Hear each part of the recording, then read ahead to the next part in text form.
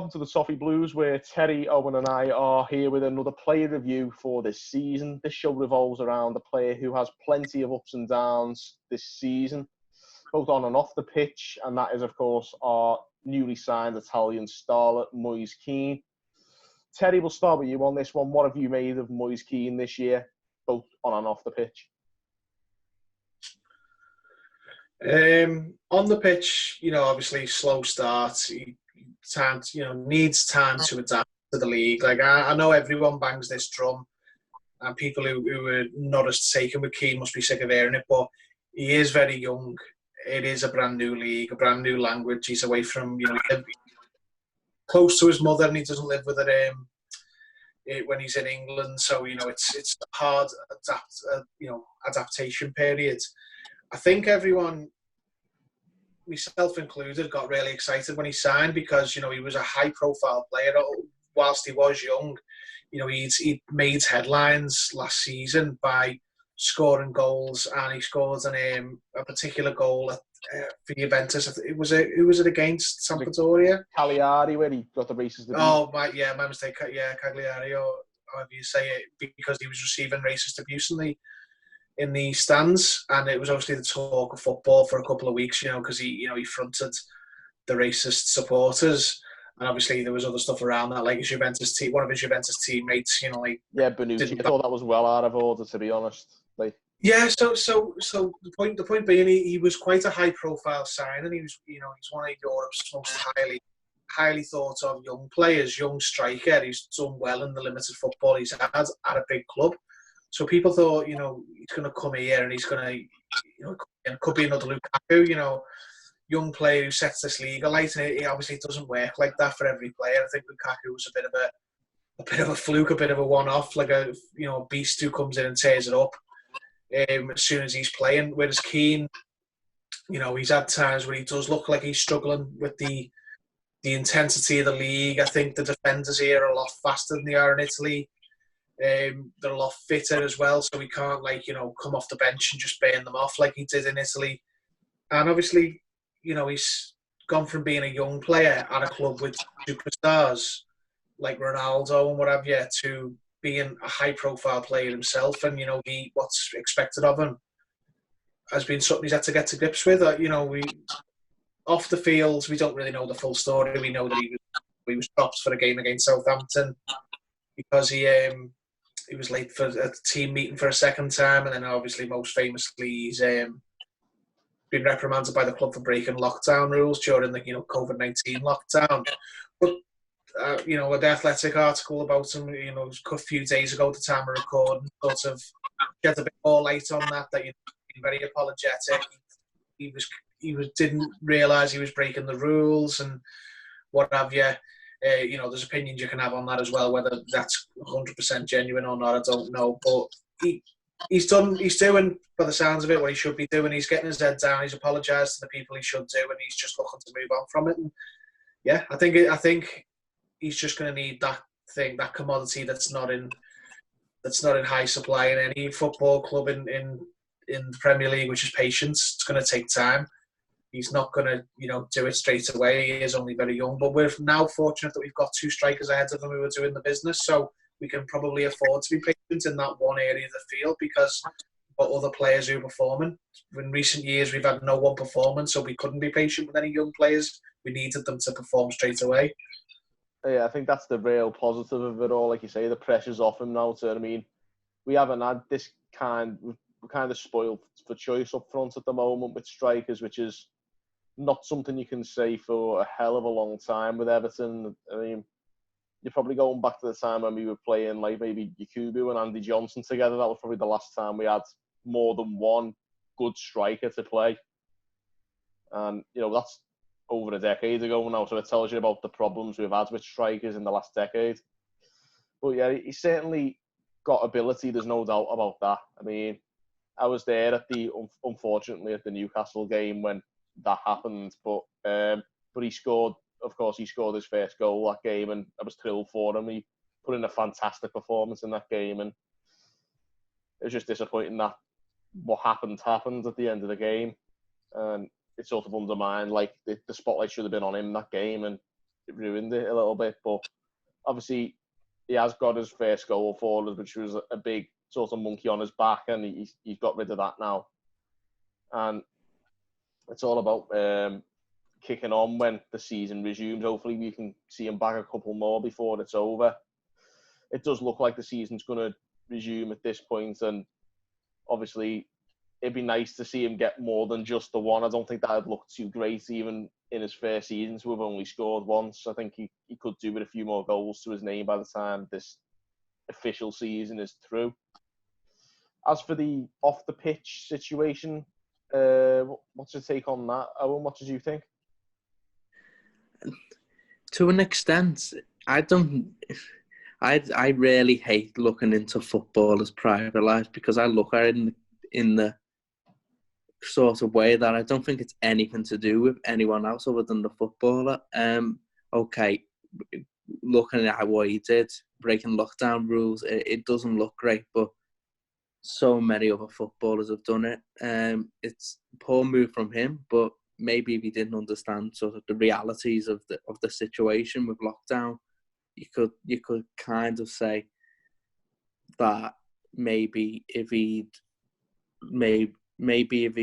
been more prolific for Everton this season, would that same pressure have been there that if he wasn't, in terms of how people looked at him? Apart from that, I don't really know what we can complain about him off the pitch. He's every time I've watched him play for Everton, he's never struck me as someone who is just here for a paycheck or isn't working hours off the pitch and training and that. So I've no issue with Moise Kean's sort of work ethic, if you like. On the pitch, a bit different. I've come full circle, really, because when he first signs and people were saying he had to be our first choice striker this season, I weren't really pleased with that because I wanted, and I think I've been proven right, that I wanted to see Dominic Calvert-Lewin get a long run in the team, considering how he finished last season in terms of his performances. Maybe not the goals, but I always did think the goals would come with him. But now that Calvert-Lewin is sort of like registered as Everton's number one striker, I'm a bit more of a fan of Kean in terms of let's work him into the team, because I do think there's a talent there. I just think people, especially Evertonians, are so easy to write players off. We're quite fickle, aren't we? Yeah, very fickle. I think we need to give him time, and say if we do sell him just to be off the cuff and that, who do we replace him with? Because we would need another striker, because we've only got two. We'd need another one.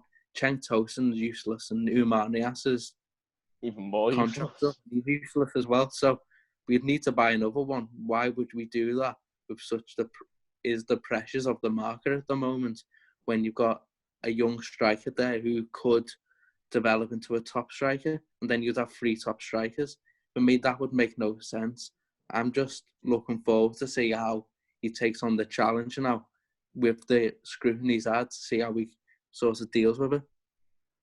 Situation that he's in, sorry James, the situation that Keane's in is what you'd ideally like for all young players going forward. Like, it's not something we've had for many years, with the turmoil in the lack of consistency in playing staff, lack of consistency in managers. Now Kean he's at the club and he's behind an established, performing partnership up front. So he's got the time to sort of settle in and adjust without the pressure of he needs to start playing and scoring immediately. And that's what you'd like to have going forward with all young players, where they come into the club and the pressure isn't on them straight away to perform. They've got a window where they can, acclimatise, because there's already good players ahead of them. With Richarlison and Calvert-Lewin are our first choice strikers. Now we're playing with 2. So Kean can wait and bide his time and try and, wait for his opportunity.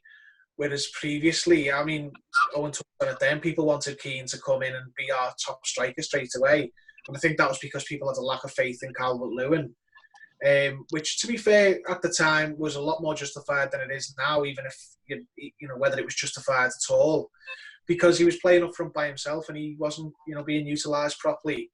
But I always look at it like, what you want to do is you want to buy a new left back when Baines moves on, while Dean is still performing really well, so he doesn't have to come straight to the team and perform. You want to get to the point where there's a settled, strong first team. So when you do buy 19-year-olds from other countries with a lot of potential, they don't get thrust straight in and, struggle or, knock their confidence or what have you. But at the minute, there's still areas of the team where we're not strong enough to be patient. But that is obvious. That should be the goal for the squad going forwards. Once we get enough good players bedded in and settled, that new players can have a lot longer to adjust. I think that's the issue. I think particularly, like you say, there's too many holes in the squad. We need to focus particularly this summer on bringing in players and plugging all those gaps in the first 11, and then maybe we could look to doing what you say in the summer of 2021, maybe if we just see how it pans out. But obviously you've got to have a lot of luck as well, because we have brought in players like Gabaman and Andre Gomez, both got bad injuries, and those kind of things can just sort of knock you for six. Obviously we're strong in the striking position, and that's a blessing at the moment to have that. So Moise Kean doesn't have the pressure, but it's one of them. You've got to be prepared for players to be able to come in, and I think there's always going to be an element of pressure for anyone who comes in for Everton, especially for the fee that Kean came in for. But what do you think the future holds then? Do you think he'll kick on next season? How confident are you in his ability to progress now after he completes his first season? Yeah, I feel like with the settled formation that we have with 4-4-2, it's easier for him to come in next season as, I know we hate this sort of like cliche, but like a new signing into that team. I feel like it's easier for him to do that in a settled team, 4-4-2, two strikers, than it would be for him signing last summer, coming into a tactically clueless Marco Silva team where he was getting played on the right, on the left, as a front striker on his own, coming from a different country. It's quite a big tactical step up from Italy to the Premier League, because there's so many different elements of different tactics in Italy and the pace of the game than there is in the Premier League. So I feel like the circumstances at the club now are so much easier for him to succeed than it was last summer. I feel like if he continues the work ethic that I think he has shown when he's played for Everton in that settled team with maybe better players in and around him, he can certainly progress into what we thought he was going to become this season. But it is difficult coming into the Premier League in your first season and hitting the ground running. I think Lukaku, when he was at Chelsea, played about 4 times in his first season and then went on loan to West Brom. So it's difficult to understand the realities of the Premier League defenders as well. The rough, some of them, different types of defenders, different tactics. In a settled team, I think he'll be fine. What about you, Terry? What do you think Moise Kean's future at Everton, what do you think it looks like? Yeah, I just echo what Owen said. I think that he'll have a much better, showing next year, because, well, for a few things, he won't be new to the club, he won't be new to the country. He is now, there's a much more settled, stable team that he's trying to get into, which is more favourable to the strikers as well, let's be honest. And he's got a better manager. So rather than coming in the team here and there under Marco Silva, playing on the right of a midfield some games, playing up front by himself with Gylfi Sigurdsson just standing there next to him offering nothing. He's going to come into a team where they're playing 2 up front, so he'll have some more space. He'll have, a player alongside him, and he's got Carlo Ancelotti rather than Marco Silva, and he'll know his role a lot better. Come in, go up front, go alongside, whichever of the other strikers it is, see what you can do. It's a much more conducive atmosphere and sort of scenario now that from now and into next season, that he'll be going into, because let's be honest, the Marco Silva formation, the Marco Silva setup, everything about that just wasn't geared towards helping the strikers. I mean, look at the difference it's made to Calvert-Lewin since the change. Like, there was clearly a good player there who wasn't being utilised properly, and now we're starting to see how good he can be when he's being utilised, and I hope the Kean gets the same run. Well, that's it. I think that's the big factor in this is Ancelotti, isn't it? I mean, what do you think Ancelotti has sort of brought to Moise Kean since he arrived? Obviously, he's a much more experienced manager and just has a bit of a better idea what he's doing. Owen, what do you think? How do you think Ancelotti's helped Moise Kean? It's clarity, though. Ancelotti is a manager who makes the role for each player in his team very, very simple. He doesn't overcomplicate things. I think if you watch the way Everton play, we haven't reinvented the wheel on how to play football. We've just done each part of the game much better than we did under Marco Silva. It's the same with players like Richarlison. Richarlison was wasted under Marco Silva, playing on the right with chalk on his boots. Move him into the centre, a clear role. You found that he has gone much better in his performances under Ancelotti, in my opinion, than he was under Marco Silva. I feel like Ancelotti, especially being an Italian, will understand the player a lot better. He'll understand how better Italian players can fit in the Premier League, and I feel he'll just make things really clear for him, whereas I don't think that clarity of thought there under someone who is a bit of a fraud of a manager, Marco Silva, who doesn't really understand tactics, it seems, or coaching or anything like that. So with Carlo at the coaching him every day, I feel like maybe some of the elementary issues that he was suffering with under Silva will be ironed out for him, and he'll give him another vision of thought of how to improve, especially playing in a 4-4-2, which I hope we do keep with, by the way. Yeah, no, I think that's been the major turning point for us, was changing the formation. I mean, Marco Silva was never, ever interested in changing from his 4-2-3-1. And I mean, I hate that formation at the best of times, and he just didn't have a clue. But obviously, the change in formation, it's much more suited to Moise Kean, I think. I think he seems like a striker who prefers to be part of it too, and hopefully we do get to see that from him going forward. I think we will get to see a lot more of him next season, hopefully, obviously this season as well, if it resumes as soon as it looks though it might do. But finally, just to add one more thought, by the way, Moise Kean's a very talented player, I do think, and I think the 4-4-2 even helps bad strikers score goals. So he's I think, a talented player. So I feel like the goals he'll score will increase having played in that formation. Just forgot to add. Yeah, that's a good way of finishing. I think we can all agree that there's a lot more to come from Moise Kean. But as far as this season's concerned, so far we'll finish with a score out of 10. What would you guys give him?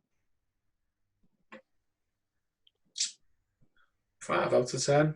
I could be lower, certainly couldn't be higher, but how much has he played? Like, he's had 5 starts, 1 goal, a few bad appearances from the bench, a couple of decent ones. I don't want to give him any lower because I think that's harsh, so 5 out of 10. Owen? I would go slightly lower and say 4, only because he did say he was targeting 7 goals. So to come up with 1's a pretty poor performance if you're judging yourself on goals. But I wouldn't give him any lower than that because I understand the circumstances in which he's worked in. Slightly underperformed for what I thought he would do, but I understand why. So I'm not going to give him a complete 0. 4, I'll give him 4.5. Fair play. 4.5 to 5. I think that's kind of about right for Moise Kean. I'd probably agree with that. So there you have it. That's the end of the Moise Kean review for this season. We've got a sort of 4.5, 5 out of 10. But hopefully just the beginning for Moise, and there is better things to come from him next year. That brings us to the end of the analysis of Moise Kean's season. If you're watching on YouTube, drop us a comment on the video. Give us your opinions on Kean's season and what the future holds for him at the club. And give us a like and subscribe on YouTube as well. And thank you for watching on the Toffee Blues.